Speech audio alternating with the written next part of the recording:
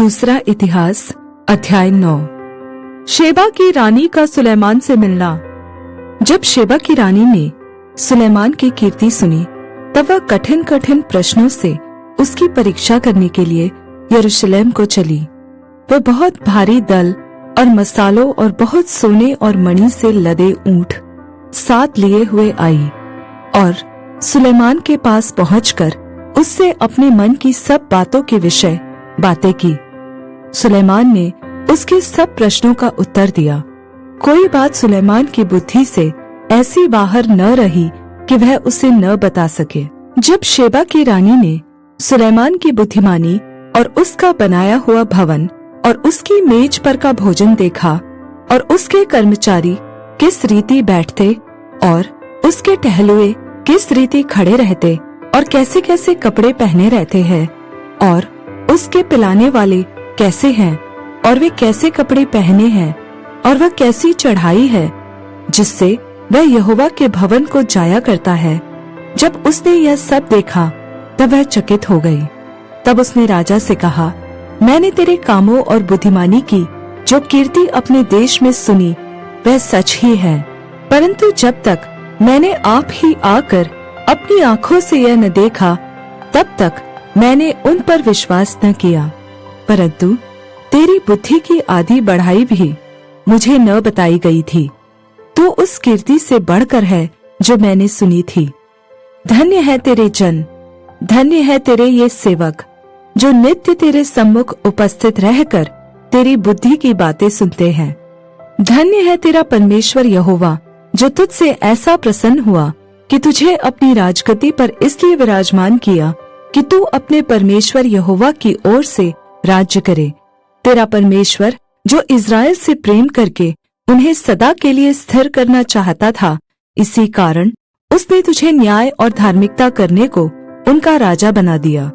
उसने राजा को 120 किक्कार सोना, बहुत सा सुगंध द्रव्य और मणि दिए, जैसे सुगंध द्रव्य शेबा की रानी ने राजा सुलेमान को दिए वैसे देखने में नहीं आए। फिर हीराम और सुलेमान दोनों के जहाजी जो ओपीर से सोना लाते थे, वे चंदन की लकड़ी और मणि भी लाते थे।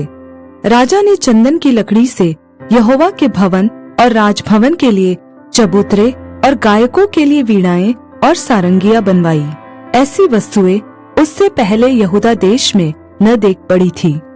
फिर शेबा की रानी ने जो कुछ चाहा वही राजा सुलेमान ने उसको उसकी इच्छा के अनुसार दिया। यह उससे अधिक था जो वह राजा के पास ले आई थी। तब वह अपने जनों समेत अपने देश को लौट गई। सुलेमान का धन और शक्ति। जो सोना प्रति वर्ष सुलेमान के पास पहुंचा करता था, उसका तौल 666 किक्कार था। यह उससे अधिक था जो सौदागर और व्यापारी लाते थे। और अरब देश के सब राजा और देश के अधिपति भी सुलेमान के पास सोना चांदी लाते थे। राजा सुलेमान ने सोना गढ़ाकर 200 बड़ी बड़ी ढालें बनवाई। एक एक ढाल में 600 शेकेल गढ़ा हुआ सोना लगा। फिर उसने सोना गढ़ाकर 300 छोटी ढालें और भी बनवाई। एक एक छोटी ढाल में 300 शेकेल सोना लगा और राजा ने उनको लबानोन का वन नामक महल में रखा दिया। राजा ने हाथीदाँत का एक बड़ा सिंहासन बनाया और शुद्ध सोने से मढ़ाया। उस सिंहासन में 6 सीढ़ियां और सोने का एक पावदान था।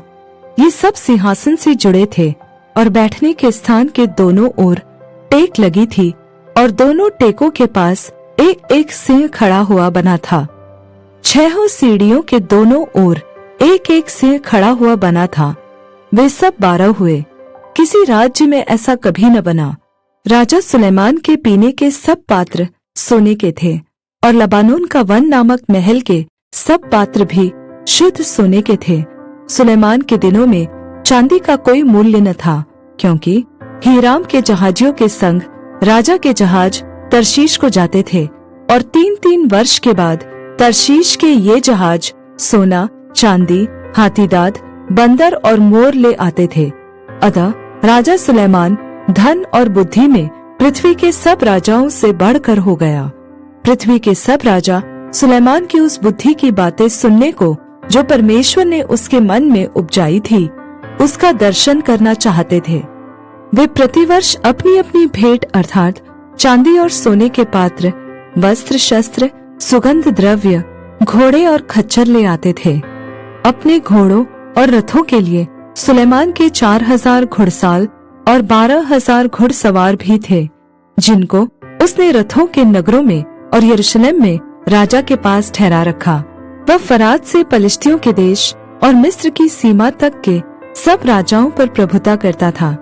राजा ने ऐसा किया कि बहुतायत के कारण यरूशलेम में चांदी का मूल्य पत्थरों का सा और देवदार का मूल्य नीचे के देश के गोलरों का सा हो गया।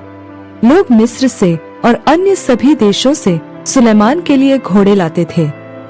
सुलेमान की मृत्यु।